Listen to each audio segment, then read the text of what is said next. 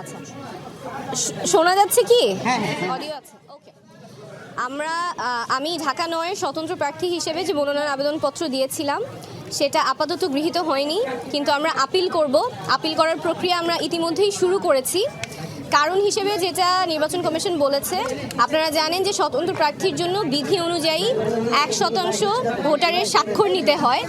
সেই 1% ভোটারের সংখ্যা যা হয় তার চেয়ে আমরা বেশি স্বাক্ষর সাবমিট করেছি, প্রায় 200-র মতো বেশি ছিল। সেখান থেকে ওনারা দৈবচয়নের মাধ্যমে 10 জনের ভেরিফিকেশন করতে গিয়েছেন, সত্যতা যাচাই করতে গিয়েছেন। সেখানে 8 জনের ওনারা তথ্য সঠিক পেয়েছেন।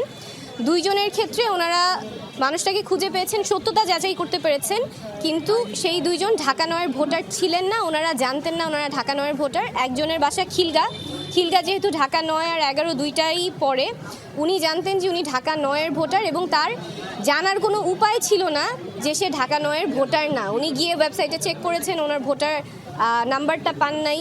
এনআইডি যেটা ছিল, উনি জানতেন উনি ঢাকা 9-এর ভোটার, সেভাবে তিনি স্বাক্ষর করেছেন।